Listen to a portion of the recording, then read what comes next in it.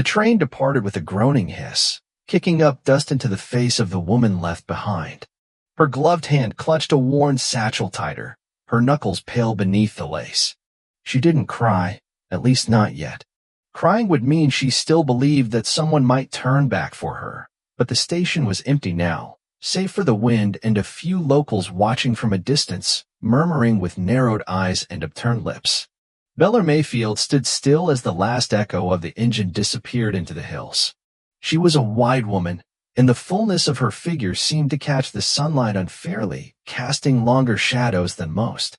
Her pale lavender dress strained at the seams, pressed and careful despite the long journey she had chosen. She picked that color because the catalog said it softened round faces, but even the color couldn't hide the fact that she was alone, abandoned at a dusty stop that reeked of tobacco heat and disappointment. No one came for her, not the man who had written 6 eager letters, nor the man who said he didn't mind her size, only her honesty. He wasn't here. Not with flowers, not with a ring, not with decency. She shifted her trunk beside the bench, the wood groaning under its weight. It was a borrowed piece from her aunt, painted sky blue and now chipped all over. A woman of softer pride might have begged for a ride to the nearest inn, but Bella sat rigid, watching, breathing. 2 young boys tumbled off a nearby freight cart, muddy and wild-eyed, their laughter shrill in the dry air.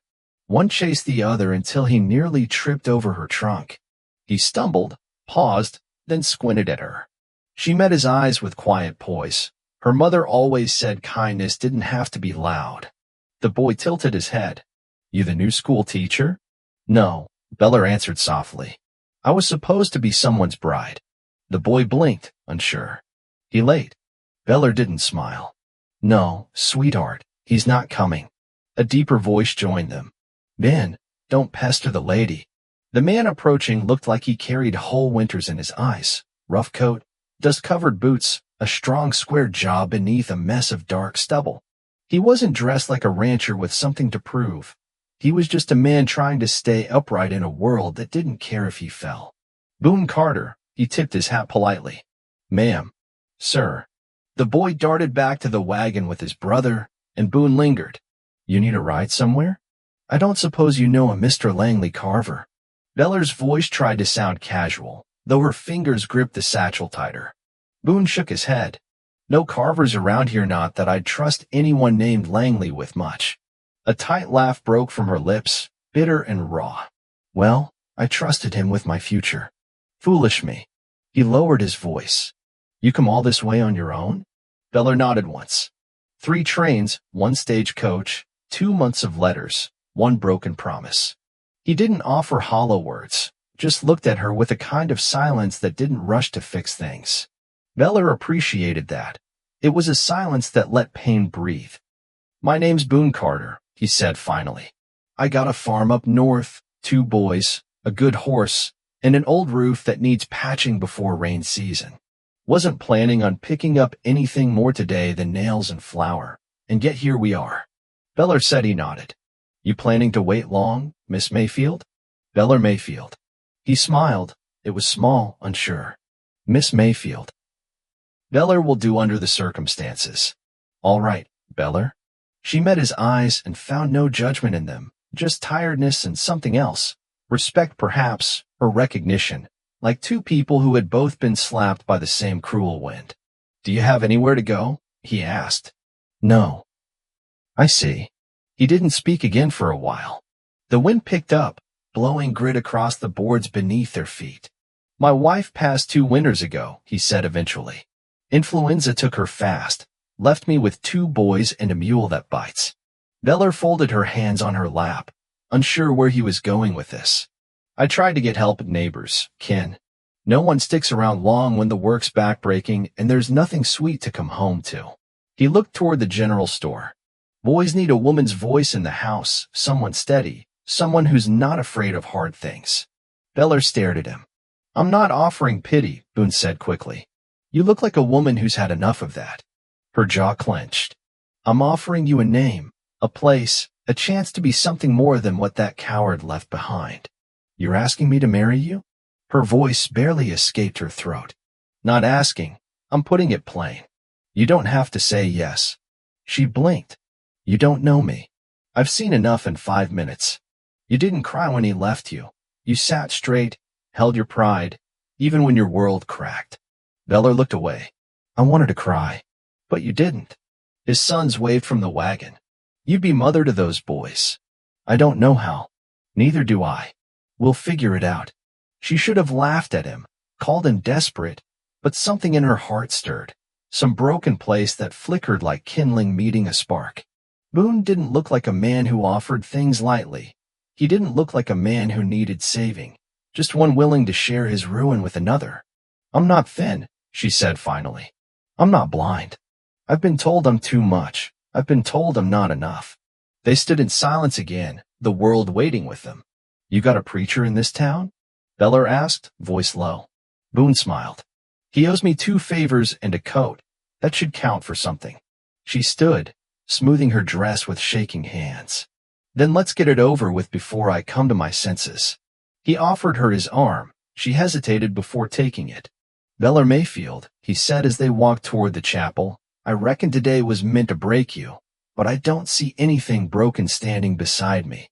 Her throat caught. You're either the kindest man I've met or the most foolish. Can I be both? She laughed then, truly, and the sound startled even herself. Boone led her past gawking townsfolk, past murmurs and judgment. The sun dipped lower, casting long shadows behind them, shadows that always come before a storm or a salvation. Beller didn't know which awaited her ahead, but at least she wouldn't be walking into it alone. The wooden chapel smelled of wax and old wood, its windows rattling in the wind as if they too were unsure of the vows being spoken inside.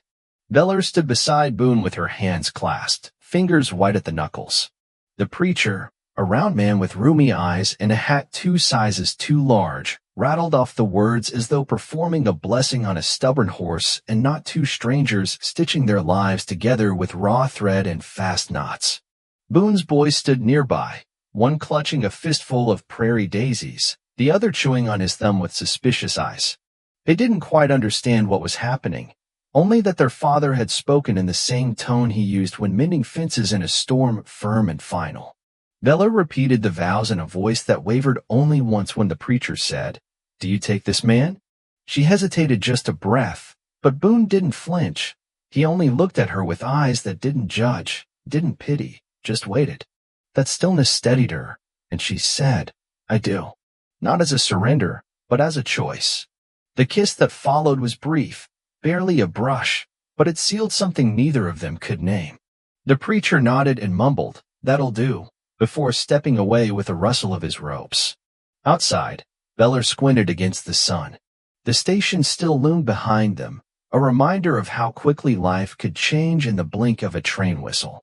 Boone offered her his hand again, and she took it, noticing the calluses, honest hands, rough from work, not from cruelty. They climbed into the wagon. Boone's eldest helped her settle in, surprisingly gentle for a boy raised in dirt and silence.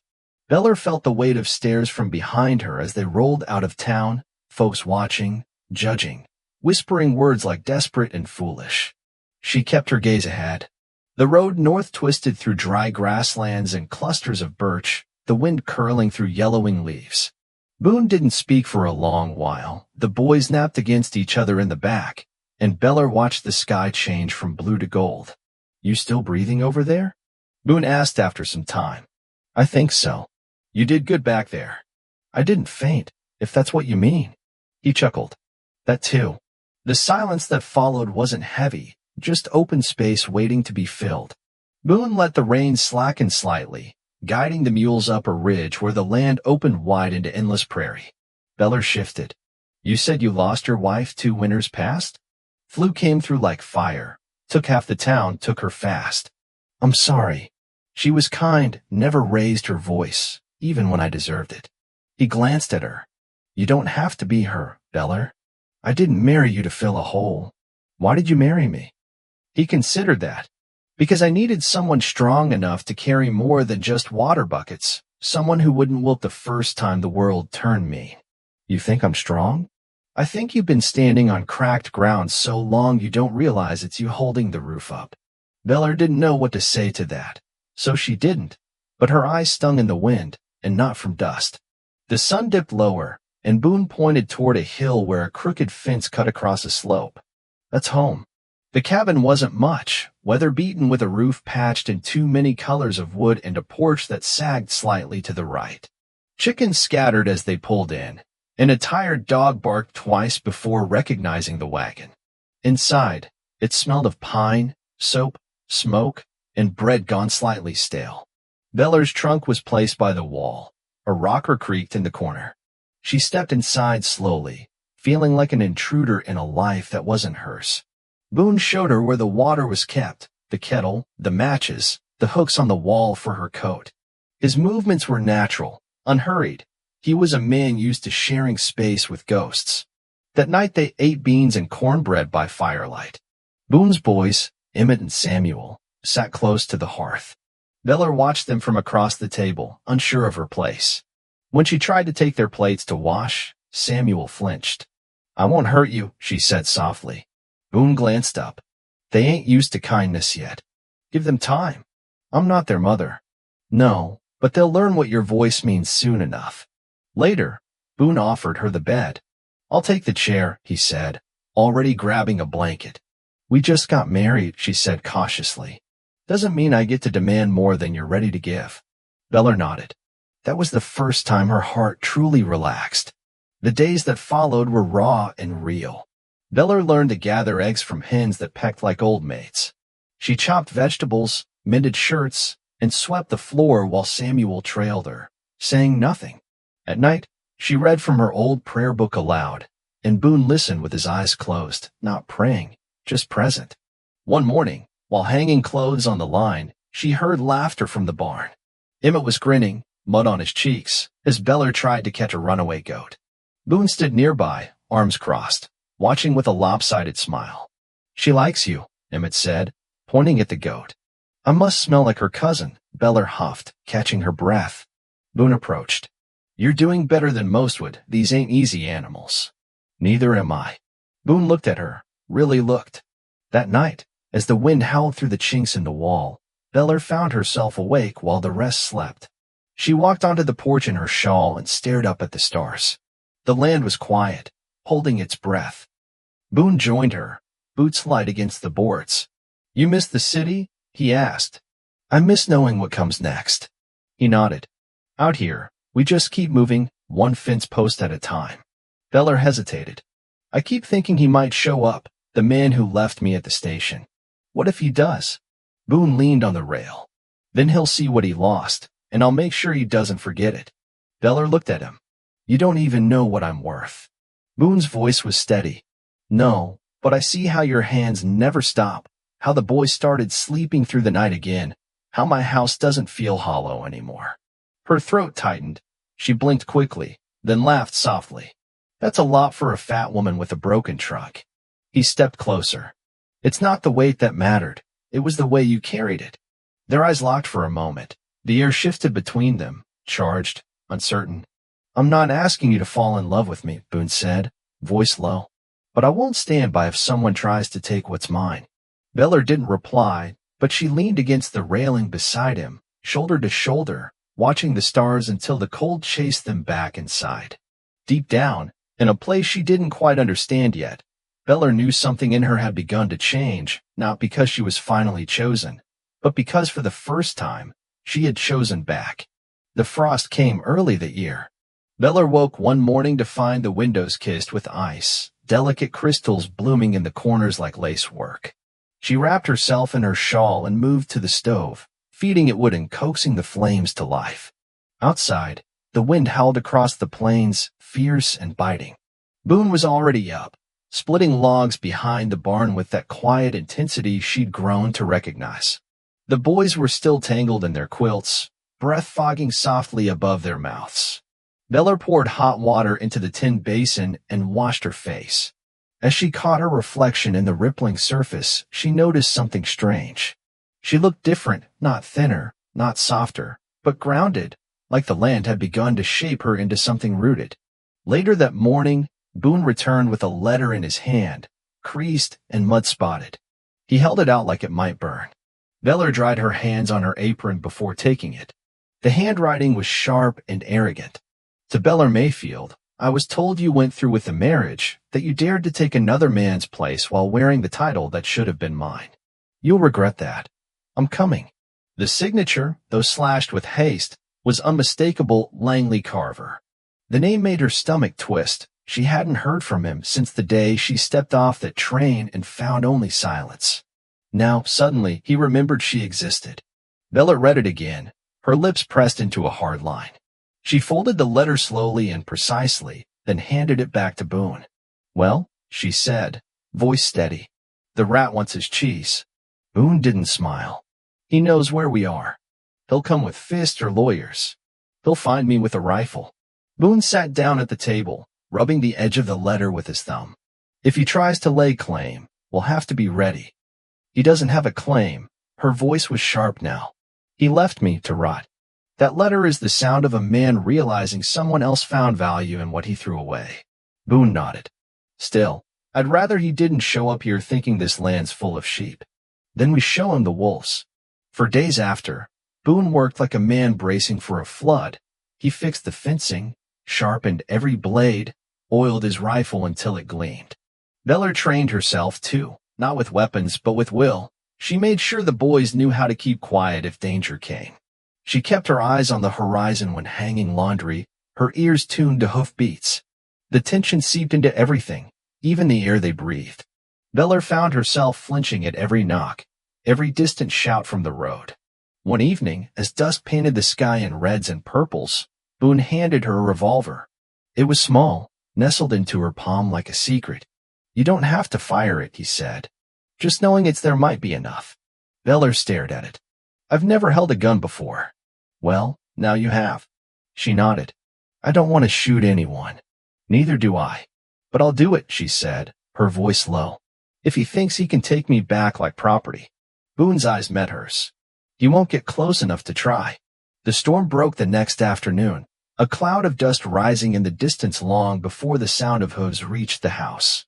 Beller was tending to the stew pot when Boone stiffened at the window. Riders, he muttered. He stepped outside with his rifle slung across his back. Beller followed, revolver tucked under her apron. Emmett and Samuel watched from the barn loft, instructed to stay silent and still. 3 men rode toward the house. Langley Carver was at the front, sitting tall in his saddle like a man auditioning for a portrait. His black coat flared in the wind. His face, though still sharp and clean-shaven, had the pale smugness of someone who'd never labored a day in his life. The other 2 were thicker, hard fists without names. Boone stood at the fence. You've got about 10 seconds to say your piece, he called. Langley dismounted slowly, adjusting his gloves. You must be the man who picked up my leftovers. Beller's fingers twitched. Boone didn't rise to the insult. You've got no business here. I've got all the business in the world, Langley replied, stepping forward. That woman was promised to me. She arrived with the intent to wed. I paid for the passage that makes her mine. Beller stepped up beside Boone. You're not owed anything but the shame you left behind. Langley's smile was tight. You think that ring means anything? There was no license, no papers filed. She's still legally free. Then we'll file the damn papers, Boone said coldly. Langley's gaze flicked to Beller. You really think you belong here, out in the dirt with these half-wild children and a man who reeks of cowhide? You were meant for better. Beller laughed. It startled even herself. I was meant for freedom, and I found it the day you didn't show up. Langley's face twisted. Boone shifted his stance. You want to test the rest of this conversation with a bullet, or are you smart enough to leave with your pride mostly intact? One of Langley's men reached for his gun. Beller raised hers first. The click of her hammer pulling back rang sharp in the air. Langley's man froze.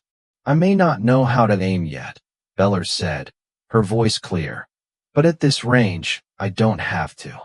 Boone moved closer to her, his presence a shield. You done? He asked Langley. Langley's nostrils flared, but his men were hesitating. The show of defiance had stolen whatever dominance he planned to wield. I'll be back, he hissed. With law, with men. You won't be able to hide behind your barn and your woman forever. You can bring a whole army, Beller said. lowering her gun. But you'll still find me standing. Langley didn't reply. He turned sharply and mounted. His men followed, slower, wary now. The dust trailed behind them like shame. Boone watched until they disappeared. Beller's hands shook as she holstered the revolver. He looked at her. You all right? No. But you're still standing? I am. He reached out, brushing his fingers along her sleeve. You didn't just stand, Beller. You held the line. She laughed again, this time softer. I'll need practice. My aim was terrible. Next time, we'll shoot bottles. That night, they ate in silence. Not from fear, but from the kind of exhaustion that comes after reclaiming something stolen. The boys leaned against Beller's sides as she read from her prayer book again. Boone watched her, and for the first time since the wedding, he didn't see a woman abandoned. He saw the one who stayed, the one who stood, and who, despite everything, was starting to believe she deserved to. Snow fell in soft, silent drifts over the Carter homestead. It blanketed the barn roof, softened the jagged fence posts, and turned the ragged prairie into something almost peaceful. The world was hushed beneath its weight, as though holding its breath. Beller stood at the kitchen window with a mug of weak coffee between her hands, watching Boone shovel a path through the powder. He moved slow this morning, his shoulders still stiff from the last storm, but his movements were steady and sure. Inside, the boys were sprawled out by the hearth, drawing in the soot on the stone with sticks. Samuel had sketched something that vaguely resembled their goat. Beller smiled faintly. There were days she still struggled to believe all this was hers. Not the land, not the house, but the quiet. The place where she no longer had to defend her right to be loved. The place where the air no longer buzzed with shame. She ran a hand over the growing pile of books on the side table. A traveling bookseller had come through town a week prior, and Beller had bartered for primers and a hymnal. Now, 3 neighboring children came by every Sunday, tracking in snow and grins, eager to learn their letters from the woman who had once been left on a bench like luggage. Boone stepped inside, stamping off snow. He hung up his coat and came to kiss her cheek without a word. He always kissed her now, every morning.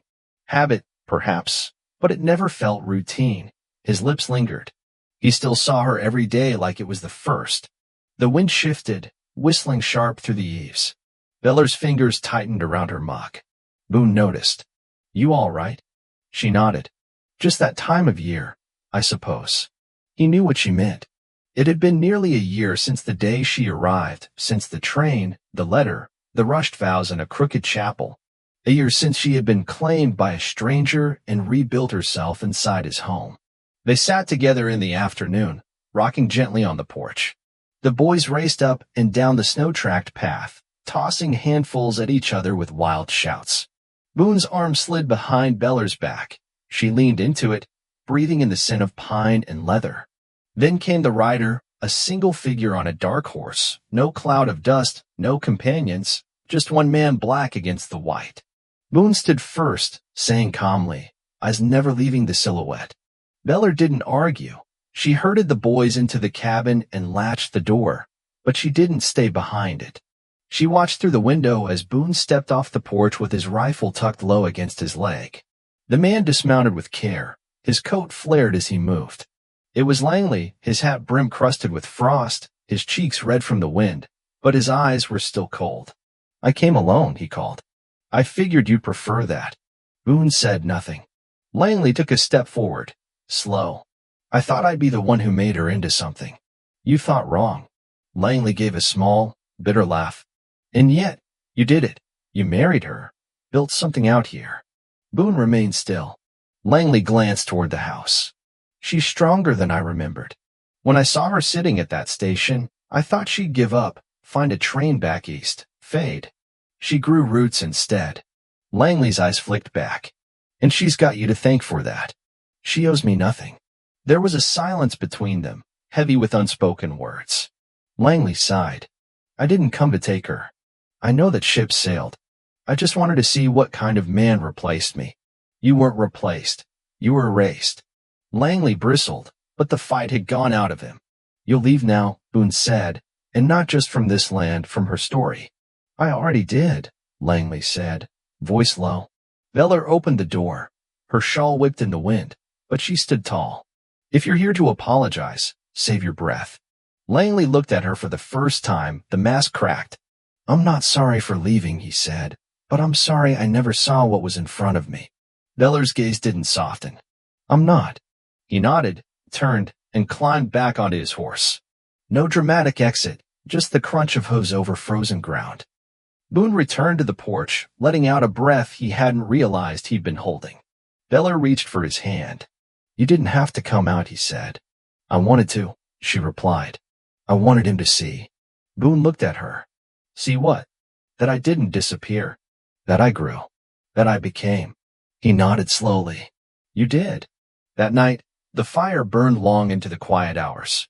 Emmett and Samuel fell asleep against Beller's sides as Boone whittled a small toy horse near the hearth. Beller looked down at the boys, both safe and warm, and knew there was no going back, not for any of them. Boone set the carving aside and came to sit beside her. They didn't speak for a long while. The wind howled outside, but inside there was only the creak of the rocker and the soft rhythmic breaths of children. I love you, Boone said quietly, without ceremony. Beller turned to him. You do. He nodded. I didn't know it until I thought about what I'd do if he tried to take you, not fight, not shoot, just live in a world without you in it, and that made me feel hollow. She smiled. I was afraid to say it first. You don't have to be afraid anymore. Beller reached up, touched his face. I love you too more than I ever thought I could love anyone. Boone kissed her, not briefly this time, not polite, a kiss that said he knew every scar she carried, every shame once branded into her skin, and none of it mattered. She was not a fat woman he took out of kindness. She was not a charity. She was not a placeholder. She was his wife, his partner, the mother of his boys, and the beating heart of their home. Outside, the snow deepened, the land slept, but inside the Carter cabin, beneath a patched roof and beside a flickering fire, love had rooted itself deep into the frozen ground, unmoving, unashamed, and here to stay. What emotions does this story stir within you? Share your thoughts in the comments below, and don't forget to hit like, subscribe to the channel to never miss another heartwarming tale. We'll see you in the next video.